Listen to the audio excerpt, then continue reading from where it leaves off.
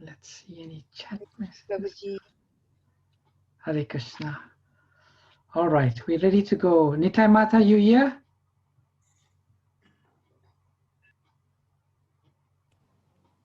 Hare Krishna. Yes. Hare Krishna, you here. All right. So Sandeep Prabhu's reading the Sanskrit, and Nitai Mata Mataji is reading the English.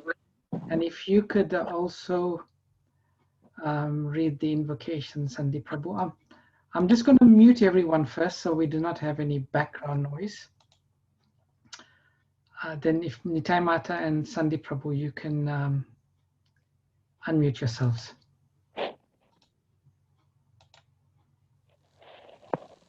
Right. I've now shared the screen for the verses so you can comment.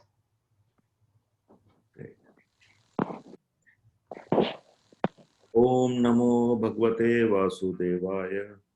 Om Namo Bhagavate Vasudevaya. Om Namo Bhagavate Vasudevaya. Bhagavad Gita, chapter 15, Yoga of the Supreme Person, Purustotamma Yoga, Atha Panchadasho Adhyayah, verse 15.1, Shri Bhagavan Uvacha, Urdhva Adha Shakham, Ashwatham Prahu Avyayam, Chadansi Yasya Paranani, Yahtam Veda Sa Vedvita. The Supreme Personality of Godhead said, "It is said that there is an imperishable banyan tree that has its roots upward and its branches down, and whose leaves are the Vedic hymns. One who knows this tree is the knower of the Vedas." Verse 2. Adhacha urdhvam prasarta tasya shakha guna pravarda vishaya pravala adhacha mulani anusantatani karma anubandhini manushya loke. The branches of this tree extend downward and upward, nourished by the three modes of material nature. The twigs are the objects of the senses. This tree also has roots going down, and these are bound to the prodigy actions of human society. Verse 3 and verse 4. Na rupam asya iha tata uplabhyate na antah na cha adi na cha sampratishtha ashwatam inam suvirudha moolam asank shastrena dranena chitva tata padam tat parimargartivyam yasmin gatah na nirvartanti bhuya tama eva cha adhyam purusham prapadye yata pravarti prasarta purani. The real form of this tree cannot be perceived in this world. No one can understand where it ends, where it begins, or where its foundation is.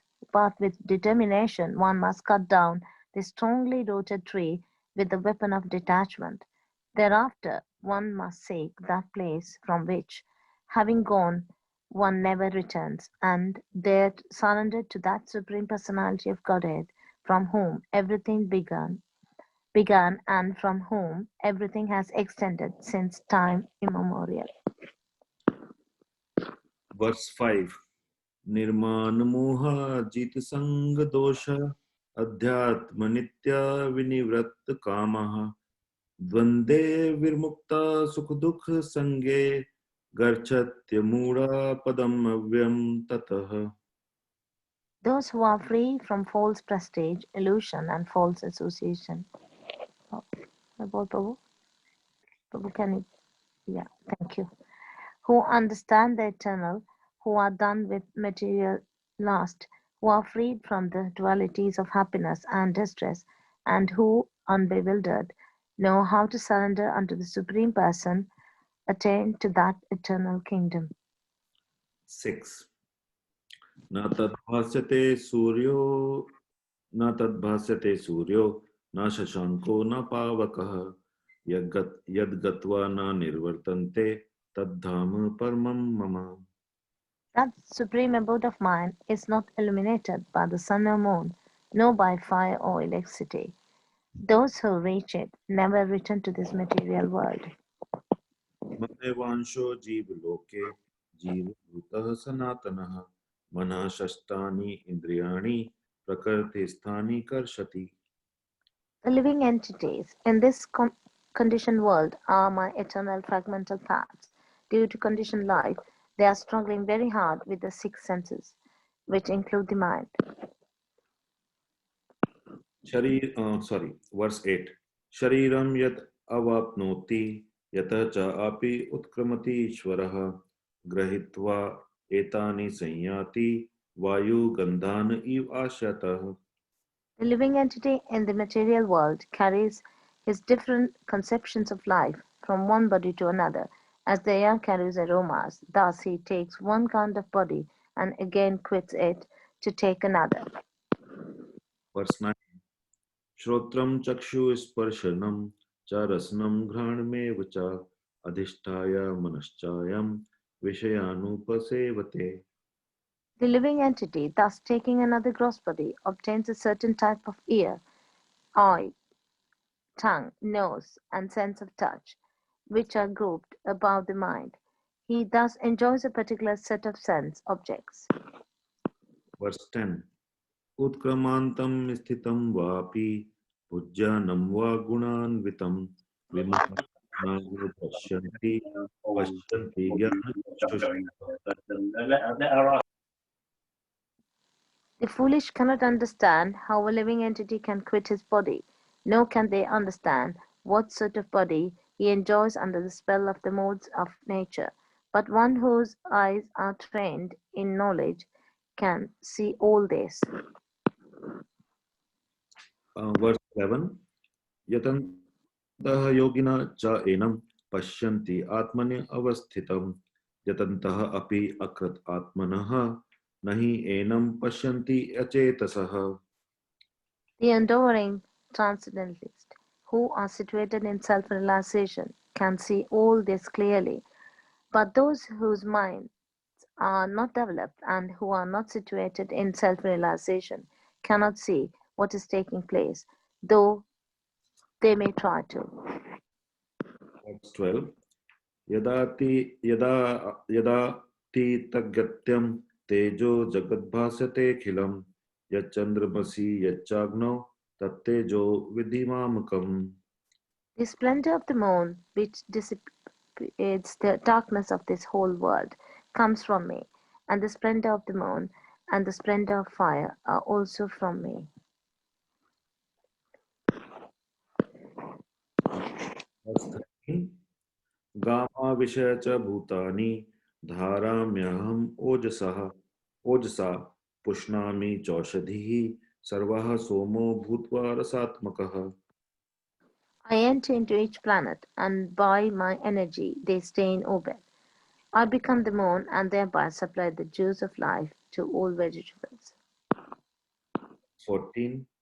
अहं वैश्वनरो भूत्वा प्राणिनां देहमाश्रितः प्राणपानस्य मायुक्तः पचाम्यन्नं चतुर्विधम्. I'm the fire of digestion in the bodies of all living entities, and I join with the air of life, outgoing and incoming, to digest the four kinds of foodstuff. Verse 15. सर्वस्य चाहं हृदि सन्निविष्ट मतः स्मृतिज्ञानम् अपोहनं च वेदे च सर्वे अहम् एव वेद्य वेदान्त कृतः वेदवित् एव चाहम्. I'm seated in everyone's heart, and from me come remembrance, knowledge, and forgetfulness. By all the Vedas, I'm to be known. Indeed, I'm the compiler of Vedanta, and I'm the knower of the Vedas. Verse 16. Vavimo purusho loke akshara cha akshara eva cha akshara sarvani bhutani kutasto akshara uchyate. There are two classes of beings, the fallible and infallible. In the material world, every living entity is fallible, and in the spiritual world, every living entity is called infallible. Verse 17. Uttamaha purusha tu anyah paramam atma iti udahiratah यह लोकत्रयम् आविश्य बिभर्ति अव्ययः ईश्वरः. Beside these two, there is the greatest living personality, the Supreme Soul, the imperishable Lord Himself, who has entered the three worlds and is maintaining them. 18. यस्मात्क्षरम् अतीतहम् अक्षरात् अपि च उत्तमः अतः अस्मि लोके वेदे च प्रतति पुरुष उत्तमः. Because I'm transcendental, beyond both the fallible and infallible, and because I'm the greatest, I'm celebrated both in the world and in the Vedas as that Supreme Person. Verse 19. यह माम एवं असमूढ़ा जनाति पुरुष उत्तमम स सर्ववित् भजति माम सर्वभावेन Bharat. Whoever knows me as the Supreme Personality of Godhead without doubting is the knower of everything. He therefore engages himself in full devotional service to me, O son of Bharata. Verse 20. इति गृहतमं शास्त्रम् इदम् उक्तं मया अनघ एतत् ब्रद्वा बुद्धिमान् सयात् कृतकृत्या च Bharat. This is the most confidential part of the Vedic scriptures, O sinless one, and it is disclosed now by me. Whoever understands this will come wise, and his endeavors will know perfection. ओम तत्सत् इति श्रीमद् भगवद गीतासु उपनिषत्सु ब्रह्म विद्यायां योग शास्त्रे श्री कृष्ण अर्जुन संवादे पुरुषोत्तमो योगो नाम पंचदशो अध्याय. Thank you. Thank you very much, Sandeep Prabhu and Nitya Mata ji. Hare Krishna. Hare Krishna, Krishna, Krishna, Krishna. Hare Rama, Hare Rama.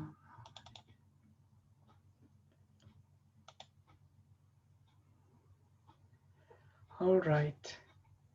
Someone's raised their hand. Let me see. Hare Krishna.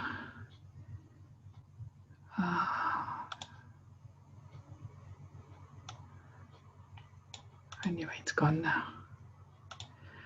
All right. Welcome everyone to today's chat session. If you're joining us for the first time, a warm welcome to you. My name is Vrindavan Chandra Das. I'm one of the facilitators. And we read the Bhagavad Gita every day. And this month, which is the month of Purustotamma, we are reading chapter 15, Purustotamma Yoga, the Yoga of the Supreme. So, just checking, can you see whether my camera is on? Can you all see me at the moment? Yes, Prabhuji. Yes, Prabhuji. Okay, Hare Krishna.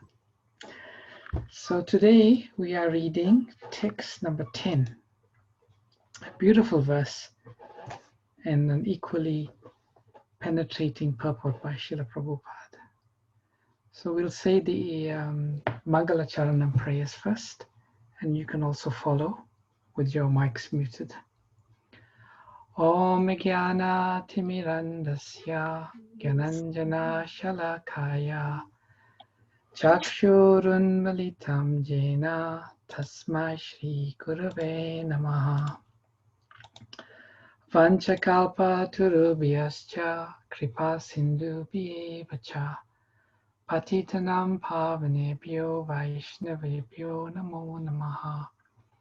Jai Shri Krishna Chaitanya Prabhu Nityananda Shri Advaita Gadadhara Shrivashadi Gaura Bhakta Vrinda. Hare Krishna, Krishna Krishna, Hare Hare, Hare Rama, Rama Rama, Hare Hare. Namo Vishnupadaya Krishna Prishtaya Bhutale Srimati Bhakti Vedanta Swaminiti Namani Namaste Saraswati Devi Gauravani Pacharine Nirvishesha Shunyavadi Paschadishtarini. As I was mentioning before, some of you all joined. We are indeed very fortunate today to be reciting Bhagavad Gita together on the holy day of Ekadashi in the month of Purustotamma. So we've got a really auspicious day today. So text number 10 of chapter 15. Utkramantam stitam vapi bunjannam vagunanvitam vimudhananupasyanti pashyanti jnana caksusah. The foolish cannot understand how a living entity can quit his body. Nor can they understand what sort of body he enjoys under the spell of the modes of nature. But one whose eyes are trained in knowledge can see all this. Purport by Srila Prabhupada Ki Jai. The word jnana caksusah is very significant. Without knowledge, one cannot understand how a living entity leaves his present body, know what form of body he is going to take in the next life, know even why he is living in a particular type of body. This requires a great amount of knowledge understood from Bhagavad Gita and similar literatures heard from a bona fide spiritual master. One who is trained to perceive all these things is fortunate. Every living entity is quitting his body under certain circumstances. He is living under certain circumstances and he is enjoying under certain circumstances, under the spell of material nature. As a result, he is suffering different kinds of happiness and distress under the illusion of sense enjoyment. Persons who are everlastingly fooled by lust and desire lose all power to understand their change of body, and they stay in a particular body. They cannot comprehend it. Those who have developed spiritual knowledge, however, can see that the spirit is different from the body and is changing his body and enjoying in different ways. A person in such knowledge can understand how the conditioned living entity is suffering in this material existence. Therefore, those who are highly developed in Krishna consciousness try their best to give this knowledge to the people in general, for their conditioned life is very much troublesome. They should come out of it and be Krishna conscious and liberate themselves to transfer to the spiritual world. So the verse again, the foolish cannot understand how a living entity can quit his body, nor can they understand what sort of body he enjoys under the spell of the modes of nature. But one whose eyes are trained in knowledge can see all this. So this chapter is called Purustotamma Yoga, the Yoga of the Supreme. And in this particular chapter, Krishna is explaining the process, how the living entity is entrapped in this material world, and how the living entity can come out of this entrapment. And that's why it is said that this knowledge is the topmost knowledge. Because this knowledge, it is very difficult not only to receive but to assimilate. Firstly, it is explained that it is very rare for a living entity who has been caught in this material world for an infinite number of years and lifetimes. And then by some great good fortune, such a living entity manages to come in contact with such transcendental knowledge by which they can come out of this endless cycle of birth and death and then return back to the spiritual kingdom. But even those who are fortunate to come in contact with this knowledge, there are very few people who are able to understand it appreciate it and then apply it in their lives. And we can never take it for granted, our good fortune to actually receive this knowledge, and by some good fortune to be able to understand at least, if not everything, at least in part. And we can understand from this how this knowledge transforms our life. It gives us a new vision. In the beginning, I was reciting the Mangalacharanam prayers. And this prayers gives the very nice understanding of what jnana, caksusah means. To see through knowledge. And the verse we read is Oma jnana timirandasya jnananjana shalakaya chakshur unmulitam jena tasmai shri gurave namaha. I was born in the darkest ignorance, and my spiritual master opened my eyes with the torch of knowledge. I offer my respectful obeisances unto him. So there is a deep meaning in this particular verse. So this phrase, ajnana timirandasya, this ajnana timirandasya, it is a disease which is commonly called night blindness. Now this disease of night blindness is a disease where a person loses the ability to see at night. They can see during the day when there's sunlight, but when it's dark, such a person loses the ability to see. And that disease is called night blindness. Andha means blind. In the Bhagavad Gita, we come across Dhritarashtra. Dhritarashtra was material blind, andha. So timiranda means a person who becomes blind at night. Timir, andha. They become blind at night. So one of our prominent acharyas, Srila Sridhar Swami, he quotes this prayer in his commentary of the Srimad Bhagavatam. And in this prayer he writes, I was blinded by night blindness. So how does one become cured of this night blindness? It is said that one has to apply a certain ointment on the eyes. And when you apply this ointment, then this night blindness disease is cured. But this night blindness ointment, it has to be applied or prescribed by an expert physician. And who is that expert physician? It's Sri Guru, the expert spiritual master. In Sanskrit, the word for ointment is salaka.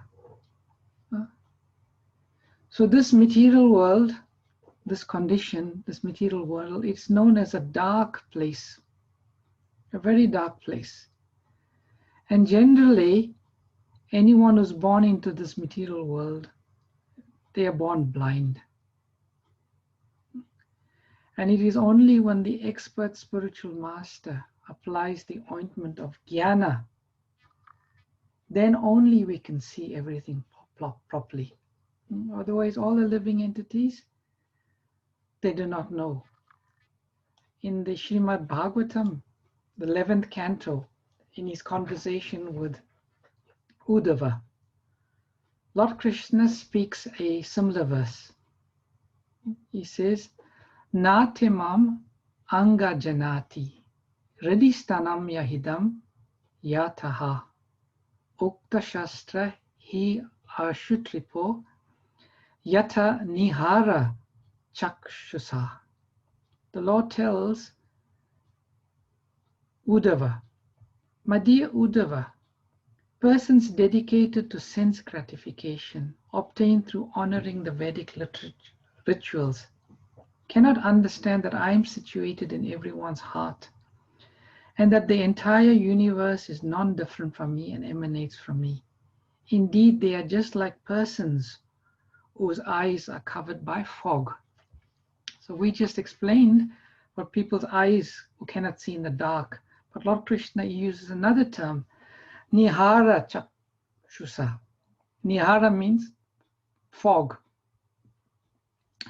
Just like I was explaining last time, we don't have so much experience, but when you go to India, especially that area between Delhi and Vrindavan, sometimes the fog can become so dense.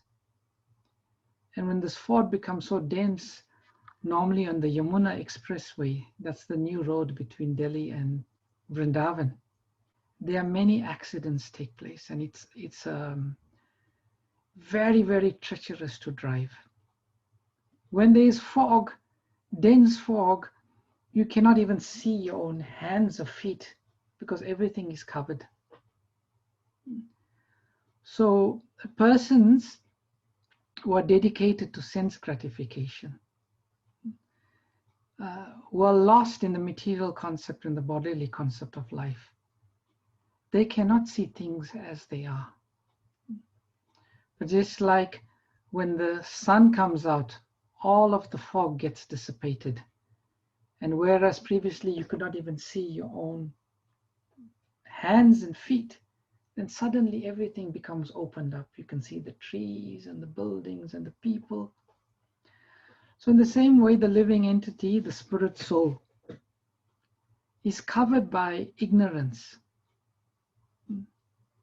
And this covering through of ignorance, the spirit soul just loses all its intelligence. And generally it is said that there are 5 types of ignorance. And I'll just quickly read those to you. 5 types of ignorance.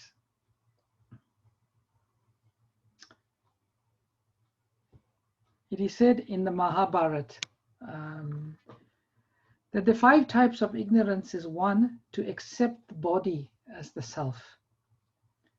2, to make material sense gratification one standard of enjoyment. 3, becoming anxious due to material identification, which means fear. 4, lamentation. And 5, thinking that there is anything beyond the absolute truth. So the living entities in the material world, we are born with these 5 types of ignorance.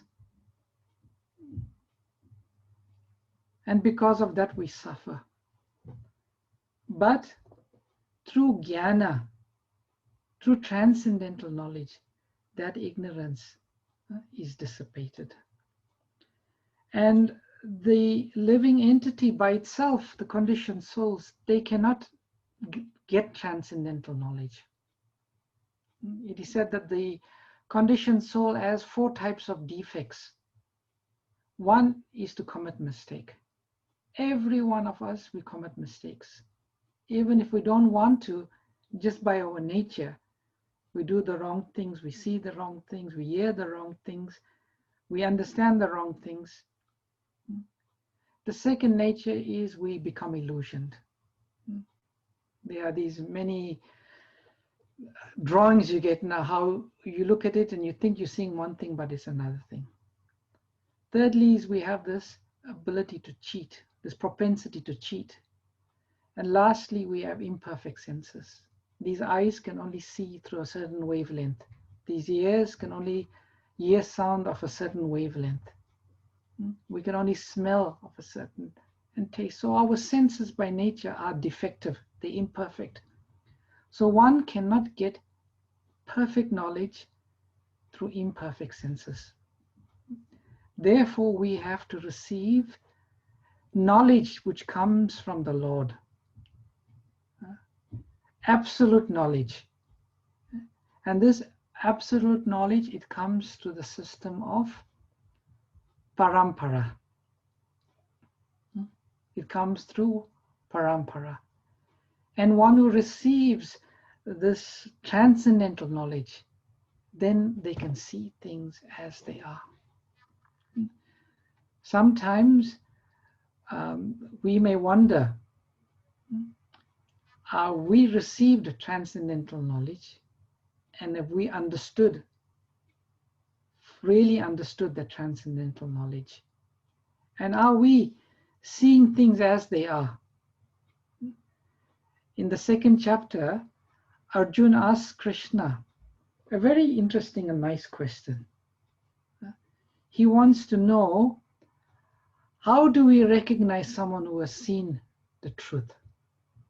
How do we understand someone whose eyes has been opened, who has jnana caksusah, who can see through jnana? And he asked Krishna, and this is in chapter 2, text number 54. Arjuna said, "O Krishna, what are the symptoms of one whose consciousness is thus merged in transcendence? How does he speak? And what is his language? And how does he sit? And how does he walk?" And Krishna gives a very interesting response. And Krishna's response is in terms of the consciousness of such a person. The Supreme Personality of Godhead said, "O Partha, when a man gives up all varieties of desire for sense gratification, which arise from mental concoction, and when his mind thus purified finds satisfaction in the self alone, then he is said to be in transcendental consciousness."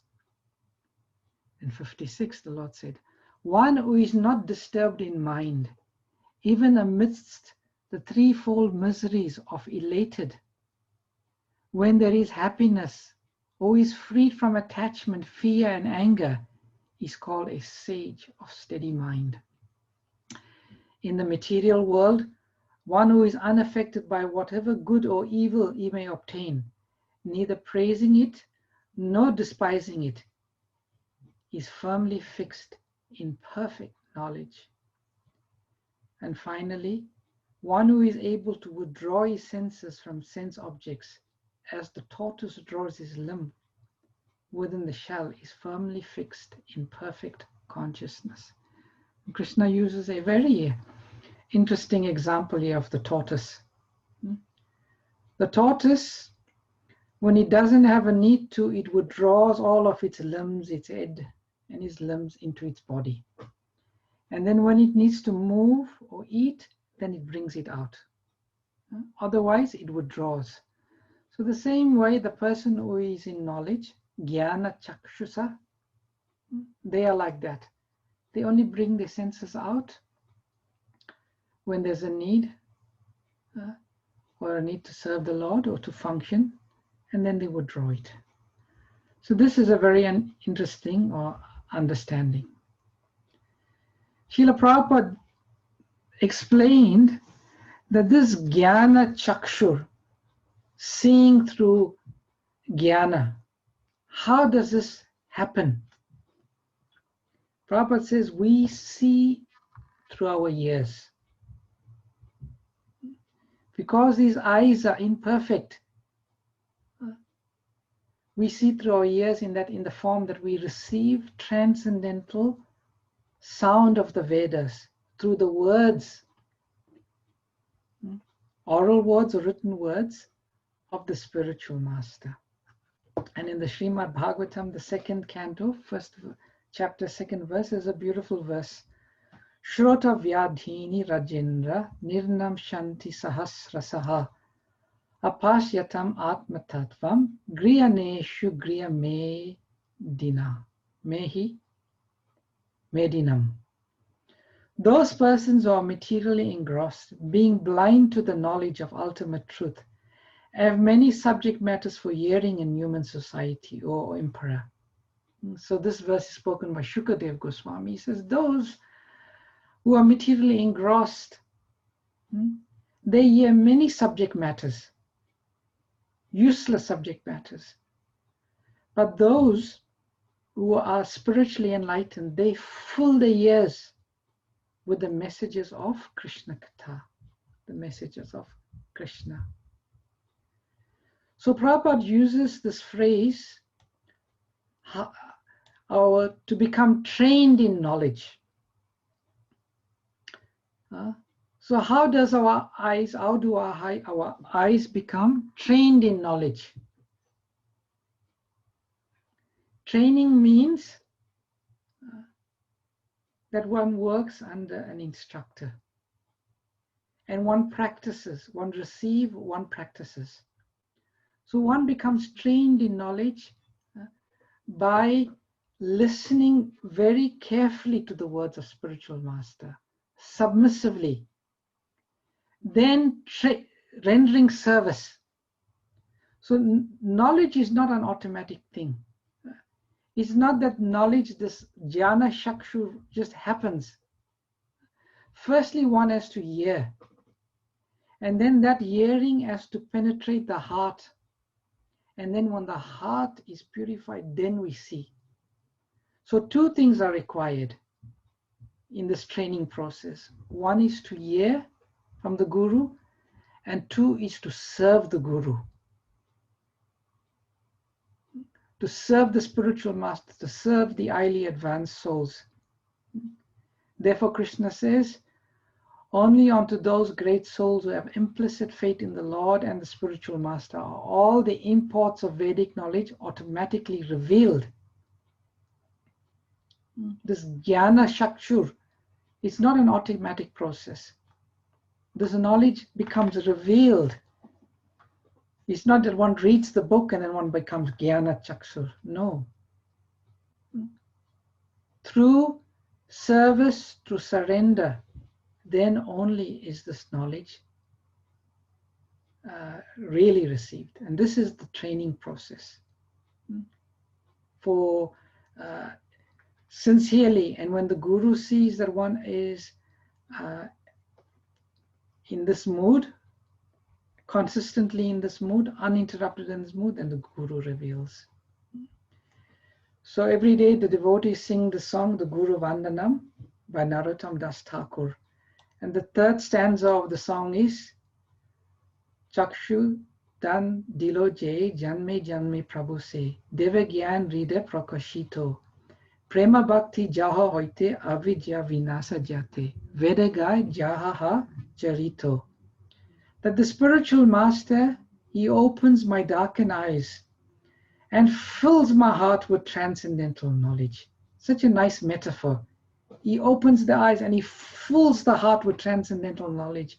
And when this heart is saturated with spiritual knowledge, then only will we see things as they are. Those verses that Krishna quoted in the mentioned in the Bhagavad Gita, that's when it happens. He is my Lord, birth after birth. Not only I get the knowledge and then I'm finished with the Guru. No, this Guru, I worship birth after birth eternally. From him ecstatic prem emanates, by him ignorance is destroyed. The Vedic scripture sing of his character. In the Srimad Bhagavatam, there is one nice incident in the 5th canto, chapter 10. And this is the incident between King Rahujana and Jada Bharat. Now, Jada Bharat, as we know and have read in the Bhagavatam, in his previous life, he was Bharat Maharaj, the great king, the emperor of the world, who was in a very elevated stage of spiritual perfection, the stage of bhava. And he retired, gave up his kingdom and renounced everything and went to the forest. But unfortunately in the forest, he got distracted by a deer and he became very attached to the deer. And in the next life, he became a deer and he became a renounced deer. And then after he passed his life as a deer, he became Jada Bharat. And as Jada Bharat, although Krishna gave him the ability to remember all of his spiritual knowledge, and he was very spiritually advanced, still, because he didn't want to fall into this trap again, he pretended that he was deaf, and he was dumb, and he was very silly. And although he was highly intelligent, he pretended to be like this. So one day King Rahujana was moving through his kingdom, and he came to past a river, and Jada Bharat was there. So he was being carried on the palanquin, and they needed one more person to carry the palanquin. And they were looking around, and they saw the strong and stout boy, Jada Bharat, and they ordered him to become one of the palanquin carriers of King Rahujana. But Jada Bharat, as he was carrying this palanquin, because he was such a highly advanced soul, he used to see the ants on the road, and every time he saw an ant, he would try to avoid the ants. And in this way, the palanquin of the king was being tossed and rocked, and the king became very angry. And he said, "Who is doing this?" And then the other palanquin carriers became very afraid. And they said, "No, it's not us, it's this person." And then the king became very angry. And these are the verses that explain this. Thereafter, when the king saw that his palanquin was still being shaken by the carriers, he became very angry and said, "You rascal, what are you doing? Are you dead despite the life within your body? Do you not know that I am your master? You are disregarding me and you're not carrying out my order. For this disobedience, I shall now punish you just as Yamaraj, the superintendent of death, punishes sinful people.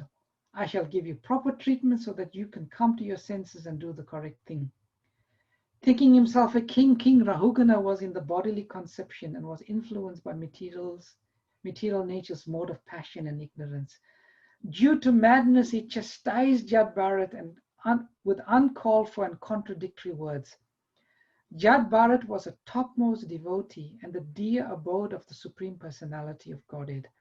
Although considering himself very learned, the king did not know about the position of an advanced devotee in devotional service. Or his characteristics. Sitä mikä auto, niin kohtelen helppoa sitä gamma.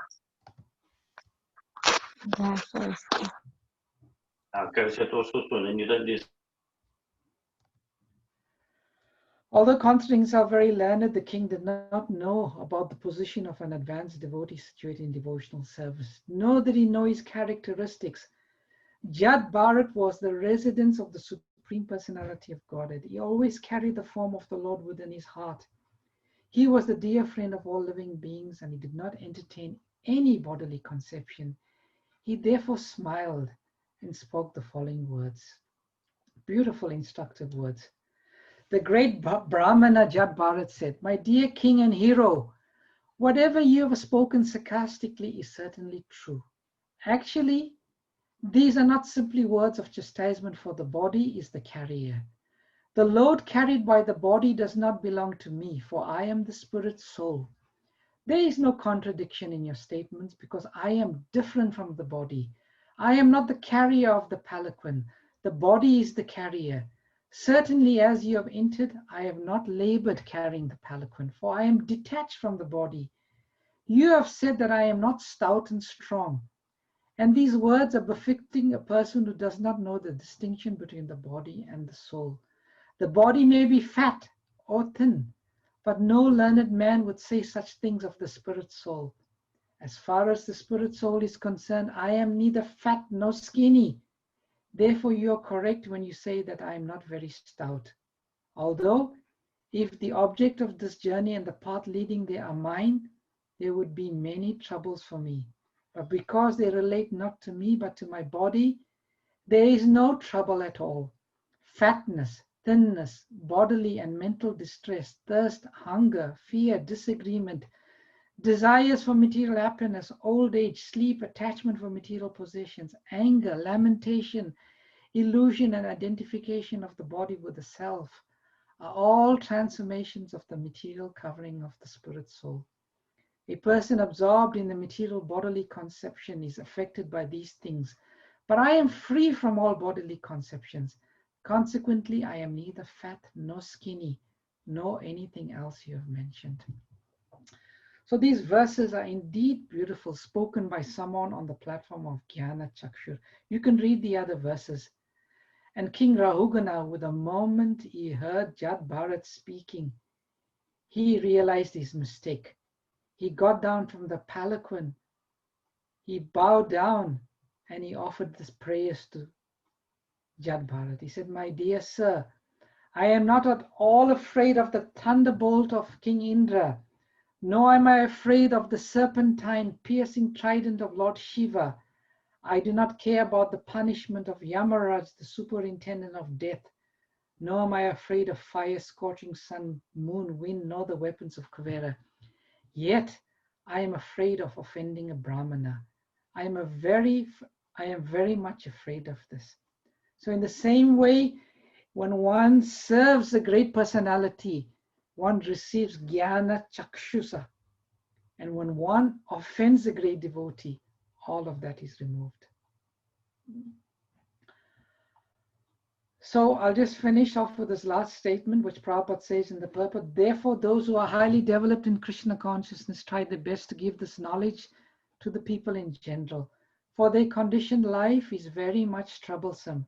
They should come out of it and be Krishna conscious and liberate themselves to transfer to the spiritual world. So Prabhupada is saying, one who is jnana chakshus, a highly developed person in Krishna consciousness, by dint of receiving this knowledge, by dint of feeling the effects of this knowledge in the whole life, the pleasure, the happiness, the freedom, that person wants to share that knowledge. So as Divyanam Prabhu has said yesterday, we should take up the Purustotamma month challenge, try to distribute 15 Bhagavad Gitas between now and the end of the month of Purustotamma. Month of Purustotamma is advised one should give in charity. The best charity one can give is Shastra Dan, the gift of knowledge. And we should try to do this. And Prabhupada says, even if you cannot do, if you simply think, how can I do, how can I do, how can I do, simply this. If you practically cannot do, but if you simply think, how can I do, oh, then also you become liberated. Then also you become liberated. And what to speak when we actually serve. So I'll stop here. Thank you for your patient listening. I'll take any questions, comments, or reflections that anyone has.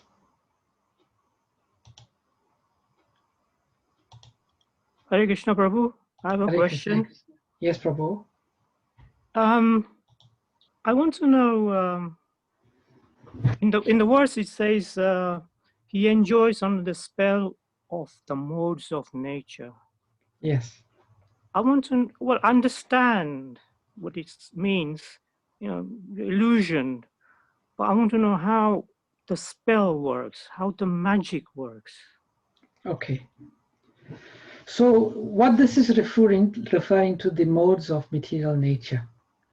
So the modes of material nature are Sattvagun, Rajagun, Tamagun. So these three modes, they condition the living entity to act and behave in a certain way. Like one in the mode of ignorance, right? He is a drunkard. He's lying in the gutter. He's taking alcohol. He's throwing up over himself. And someone goes and asks him, "Sir, how are you feeling today?" He will say, "I'm feeling very happy. I'm very happy." And someone in the mode of passion, they feel happiness by this constant drive and moving about and rushing and doing things. And the one in the mode of goodness, being peaceful in a sattvic environment, eating sattvic food, they are very feeling happiness even in this material body, even in the body lila concept of life, they are feeling happy. So these modes of material nature, they condition one into a sense of happiness according to the modes one is situated in. So that's what it means to be conditioned into a sense of happiness by the modes of nature. But that's an illusion. It's just a covering by the modes of nature. Thank you. I understand the classification system, but I want to know how does the mode affect us? I mean, it says in 327, we are not the doers. So is there a way we can understand how the modes are affecting us? Yes. Krishna explains that, like the verse you are referring to is Prakrite Kriyamanani Gunai Karma Sarvasaha Ahankara Vimudatma Kartamiti Manyate. The spirit soul, bewildered by the modes of nature, thinks that he is a doer. No, the spirit soul, by the influence of the false ego, thinks himself the doer of activities which are in actuality carried out by the modes of nature. So in the Bhagavad Gita, Krishna explains it is desire. So someone may say, if everything is carried out by the modes of nature, why do we face the karma? How is it working? So Krishna explains in the Bhagavad Gita, it is that desire is the activating factor. By our desire, we get influenced by these certain modes of material nature. And Prabhupada, sometimes, like Burijan Prabhu gave a simple example. Like sometimes there may be a weight, the weights that the bodybuilders lift. So the child goes to want to pick up this big, heavy weight, but he can't do it. So the father goes behind and acts like he picks up the weight, and the child picks it up and he thinks he's picking it up. It's actually the father that's doing it. But it's the desire of the child who wanted to pick up the weight that activated the father to do it and lift. So in the same way, it is the desire of the living entity which activates the three modes of nature to function in a certain way. So that's sort of the working principle. And I don't know if that answers your question. Okay. I wanted to know how. I mean, we say everything is, the three modes out there. How does it affect us? Is it a force? Is it something It's an energy. It's an energy, and it's a Shakti. It's a Shakti. It's one of Krishna's covering potencies. It's part of the Maya Shakti. It is just a covering. And last week, I gave the example of a person going in the supermarket, People in three modes, they go past the meat or the fish counter. One is attracted, one is repulsed, and one is just bewildered. So it is an energy, a covering energy of the Lord that, makes one attracted to a certain type of life, a certain type of foods, a certain type of activities. It's hard to define it. In the Srimad Bhagavatam, Lord Brahma explains to Narada that first you have the pradhan, and in the pradhan we have the three modes of nature in an inactive stage. And then by the glancing of the Lord, the potency, then the Mahatva is activated. And in the Mahatva, then the mode of goodness is activated.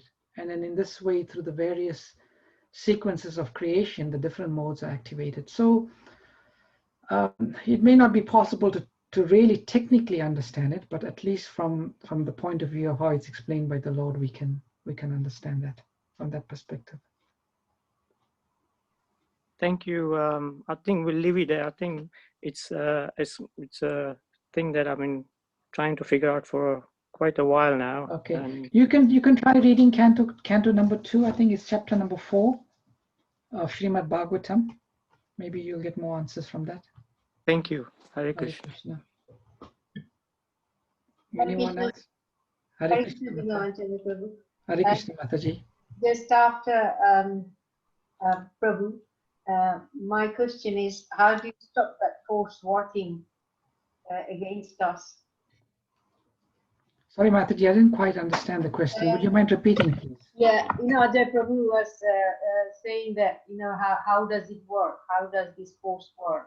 Mm-hmm. And you explained that, to understand that. And how do you stop that force working against us? Oh, how do we stop the force working against us? Yes, I thought we covered that in my last session, but it is said when one takes to pure devotional service, one pure devotional service, just by the nature of pure devotional service, that elevates one's consciousness above the three modes of nature and brings one to the stage of Suddha Sattva, pure goodness. And at the stage of pure goodness, then the effects of the three modes of nature are non-existent. That's one point. And the second point is, I quoted this verse from the Srimad Bhagavatam. It is said that one who surrenders to the spiritual master in full consciousness, then by dint of that surrender, the modes of nature no longer take effect on such a person. Thank you. My next question is, the Bharat Maharaj was in such an elevated devotee. He was in a bhava stage, and then still with that he got bewildered, and then he had to take a bath as a deer. Yes. So what about us? And with nowhere to the level of Bharat Maharaj. So where do we stand? Yeah, well, it is said that Bharat Maharaj, it's correctly said, he was on the stage of bhava. And when one is in the stage of bhava, then material sense gratification is completely off the radar. But for the sake of teaching, sometimes the Lord puts his pure devotees in certain situations so they can act as instructors for everyone else. But certainly said, even at the stage of bhava, the effects of Vaishnava aparad are still there and may take effect. It's only at the stage of prema. So there's different types of anarthas, the seva, aparads. There's different types of aparads and anarthas we have. But the anartha that stems from Vaishnava aparad, even during the stage of bhava, there are some traces. So I think the lesson we take away from that is be very careful not to commit Vaishnava aparad. Yeah. It's, but by the mercy of Guru and Krishna, we can be safe. Okay. Thank you very much. Hare Krishna. Thank you, Palika Mataji. If anyone else likes to add, I mean, I've given my very simple and understanding, but if any devotee has any other realizations or understanding they likes to add to Palika Mataji's question, please feel free to say. Hare Krishna Prabhu. Hare Krishna, Nitya Mata. Yeah, this is something that I heard from Modi Manohar Prabhu. Was saying Bharat Maharaj, because we practice devotional service, but Bharat Maharaj was, he's from the yogic way, isn't it? He didn't practice devotional service. So there may be, so that must be the reason. And also, as you say, it is just to teach us, and it's one of a very exceptional situation. Yeah, so I don't know. Thought I would just. Okay, I need to read up more about a devotional service, that part. But yeah, thank you for sharing that. Hare Krishna. Thank you, Prabhu. Hare Krishna. Hare Krishna. Prabhuji, you mentioned the three forces, the modes, and somebody asked the questions, how do we overcome? I found in my personal life that when I don't chant very well and haven't done my sadhana very well, like for a week or 2 weeks even, then these modes are very strong and my anger's there, frustration's there, or in the traffic jam, I'm just agitated. So in that way, I feel I can control, or rather Krishna, I'm allowing him to take over the day rather than me taking over. So, you know, when you said the curtain of illusion, ignorance is uncovered, that's the way I find. Very good, very good. That's a nice realization, Chandrika Mataji. Prabhupada said if we chant our 16 rounds very attentively, then we can be certain that we won't be affected by the modes of nature during the day. We know in the morning it's mode of goodness, during the day is passion, and at night is mode of ignorance. If one chants 16 rounds of the Maha Mantra in the early hours of the morning, Prabhupada said, that will assure that we will not be affected by the other modes during the day. So I think you have direct realization of that. Hare Krishna Prabhuji. Hare Krishna Mataji. I was told that the mode of goodness is from 2 a.m. to 10 a.m. Is that correct? 2 a.m. in the morning to 10 a.m. Yes. I don't, I'm not sure of the details, Mataji. That can vary. If you look at the G-Calc calendar, it tells you the Brahma Muhurta hour, which is the best time for spiritual life. But you could be right. That sounds about right. Morning around 10 o'clock is the mode of goodness. But that can vary. But as a general guide, that sounds about right. Thank you. Hare Krishna. All right. If there's no further questions and comments, thank you very much for your participation and your attendance. All glories to your service for coming and participating, and all glories to Srila Prabhupada. Srimad Bhagavad Gita ki jai, Srila Prabhupada ki jai. Thank you so much, Prabhuji. Hare Krishna, Prabhuji. Krishna Prabhu.